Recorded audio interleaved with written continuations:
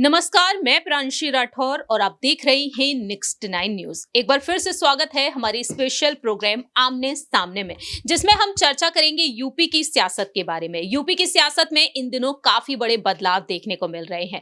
बात यहां पर की जाए भारतीय जनता पार्टी के बारे में, तो भारतीय जनता पार्टी विपक्ष के लगातार निशाने पर बनी हुई है, क्योंकि देखा जाए तो बीजेपी पर बार बार विपक्ष का यही आरोप है कि भ्रष्टाचार यहां पर बीजेपी बढ़ाती हुई नजर आ रही है। और उसी लहजे को देखते हुए यहां पर समाजवादी पार्टी भी लगातार आगे बढ़ रही है। सपा ने मैनपुरी में जीत हासिल की, लेकिन रामपुर में सपा हार गई। खतौली में भी यहां पर रालोद जीतती हुई नजर आई। ऐसे में देखा जाए तो रामपुर में बीजेपी बाजी मारती हुई नजर आई। तो यहां पर सपा के वरिष्ठ नेता आजम खान पर जो मुश्किलें हैं वो लगातार यहां पर बढ़ती हुई नजर आ रही हैं। एक तरीके से देखा जाए तो आजम खान पर मुसीबतों का पहाड़ टूटता हुआ नजर आया। बीते साल ही वह सीतापुर जेल से रिहा किए गए, तकरीबन 80 से अधिक मामले उन पर दर्ज रहे, लेकिन इसके बाद वह अब हेट स्पीच मामले में बुरी तरीके से फंस गए। विधानसभा से उनकी सदस्यता रद्द की जाने के बाद अब यहां पर सवाल यही खड़े होते हैं कि आजम खान की सदस्यता रद्द हो जाने के बाद अब सपा प्रमुख अखिलेश यादव के क्या कुछ अहम फैसले हो सकते हैं। क्योंकि सीतापुर जेल में जब आजम बंद रहे थे, उस वक्त उन्होंने 2 शर्तें रखी थी और नेताजी ने अखिलेश यादव से साफ तौर पर कहा था कि आजम को जाने नहीं देना है, क्योंकि नेता प्रतिपक्ष का पद या तो उन्हें मिल जाए या फिर परिवार के किसी एक सदस्य को आगे कर दिया जाए रामपुर से। हमने देखा रामपुर में कि आसिम रजा को आजम की सहमति से आगे किया गया, लेकिन आकाश सक्सेना बीजेपी के उम्मीदवार बाजी मार ले गए। ऐसे में देखा जाए तो अब यहां पर सपा प्रमुख अखिलेश यादव नई मुस्लिम लीडरशिप को लेकर अब तलाश में जुट चुके हैं। जैसे ही उन्हें नेता मिलते हैं, नेताओं का चयन जिस तरीके से किया जा सकता है, कहीं ना कहीं यहां पर आजम के बदले कोई वरिष्ठ नेता नजर आ सकता है। सवाल यहां पर करना चाहेंगे न्यूज रूम में बैठे हुए तमाम सहयोगियों से, क्या वाकई में यहां पर आजम की उन शर्तों पर गौर किया जाएगा? नेता प्रतिपक्ष का पद तो अखिलेश यादव चाचा शिवपाल सिंह यादव को भी नहीं देने वाले हैं और अध्यक्ष पद भी उन्होंने अपने पिता को वापस तक नहीं किया, तो भला आजम को वह कैसे कर सकते हैं? सवाल यहां पर यह खड़ा होता है, क्या रामपुर से किसी परिवार के किसी एक सदस्य को आगे किया जा सकता है? बीती पिछली रिपोर्ट में हमने आपको जानकारी दी उनकी बहू सिद्रा खान को लेकर, लेकिन सवाल यहां पर उनके बेटे अब्दुल्ला आजम खान को लेकर भी खड़े होते हैं। सबसे पहला सवाल रहेगा हमारे सहयोगी अबरार से हमारा कि आखिरकार उनका क्या कुछ कहना है। जिस तरीके से यहां पर नई मुस्लिम लीडरशिप को लेकर अखिलेश यादव अब तलाश में जुट चुके हैं, कहीं ना कहीं अगर उन्हें नेता मिल जाते हैं, चयन हो जाता है, तो यहां पर नई मुस्लिम लीडरशिप को बनाया जा सकता है, गठन किया जा सकता है। संगठन विस्तार का जल्द से जल्द गठन किया जाएगा। अखिलेश यादव शुभ दिन का इंतजार कर रहे थे, तो क्या यहां पर परिवार के किसी सदस्य को आगे किया जाएगा या फिर यहां पर किसी और को मौका मिल सकता है? देखिए, आजम खान के परिवार की अगर बात की जाए तो अब्दुल्ला आजम पहले से राजनीति में सक्रिय हैं, एमएलए का चुनाव भी जीत चुके हैं वो।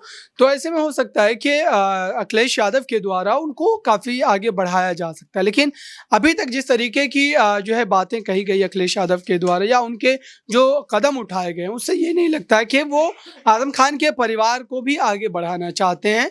क्योंकि इस वक्त आप कह सकते हैं कि समाजवादी पार्टी के भीतर कई ऐसे बड़े चेहरे हैं जिनके नाम पर अल्पसंख्यक समुदाय के जो वोट है वो समाजवादी पार्टी के झोली में जा सकते हैं। और उसमें से आप कह सकते हैं शफीकुर रहमान बर्क के नाम है और जो है और बड़े सांसद हैं जो कहीं ना कहीं यहाँ पर समाजवादी पार्टी को 2024 के लोकसभा चुनाव में फायदा पहुंचा सकते हैं। तो कुल मिलाकर के कहा जाए तो अखिलेश यादव को भी ये बात पता है कि आजम खान की जो सियासी हैसियत थी वो ख़त्म हो चुकी है। खुद उनके आप कह सकते हैं घर में रामपुर में जब वो चुनाव हार रहे हैं, उनके द्वारा जो प्रत्याशी दिए गए तो वो चुनाव हार रहे हैं, तो जनता का लगाव कहीं ना कहीं कम हुआ है। कुछ अन्य नेताओं की जब यहाँ पर देखा जाएगा, कुछ अन्य नेता आगे किए जाएंगे, क्या आजम का जो अस्तित्व रहा है, जो वर्चस्व रहा है, क्या वो उसे भर पाएंगे? देखिए, अगर अन्य नेताओं की बात की जाए तो वो आजम खान की तरह उस तरीके से समाजवादी को फायदा जो है नहीं पहुंचा पाएंगे, लेकिन ये बात तय है कि कुछ हद तक उनकी भरपाई ज़रूर की जा सकती है और दूसरे नेताओं के द्वारा।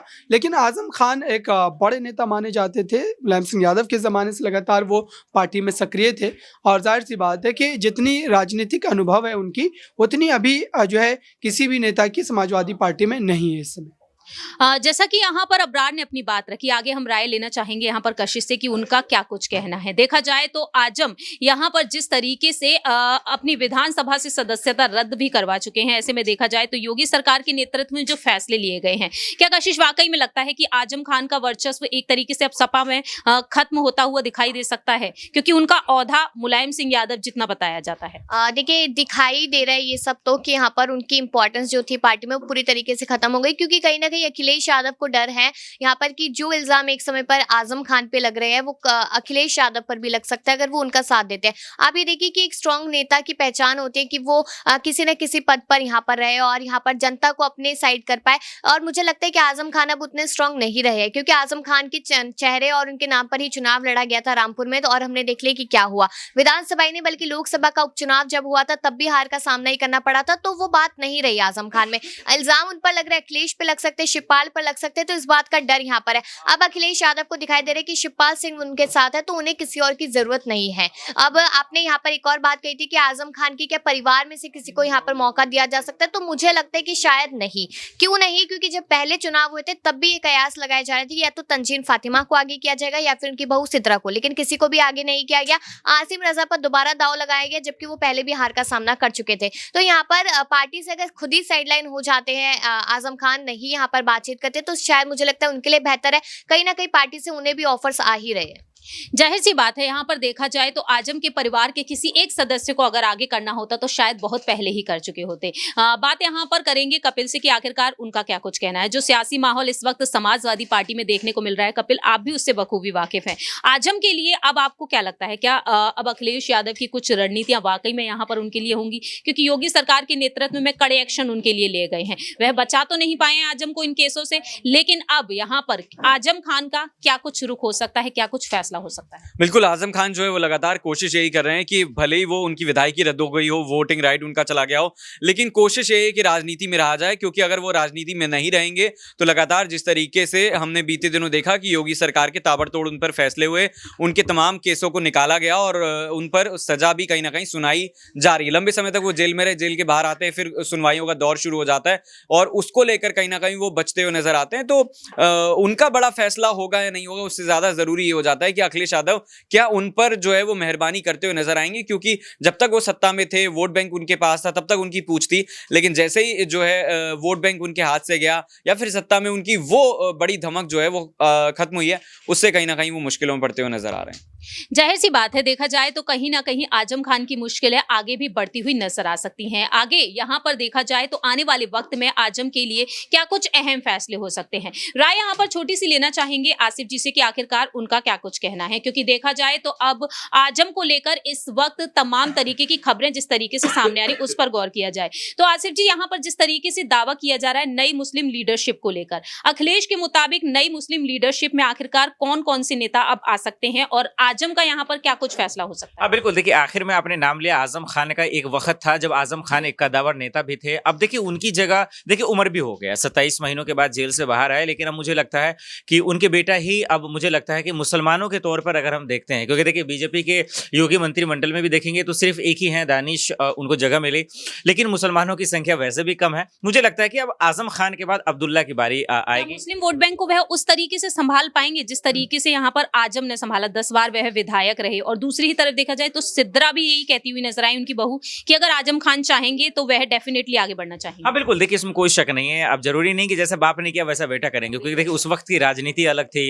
मुलायम सिंह यादव खुद उस वक्त थे। अब अखिलेश की जोड़ी में अब्दुल्ला सब आगे आ रहे हैं, अब यूथ हैं। अब ये देखना पड़ेगा कि कब तक मेहनत कितना करते, जनता उनको कितना मौका देती है। लेकिन आजम से अगर कंपेयर करते, मुझे लगता नहीं उनका ओहदा तो नहीं उठा पाएंगे वो।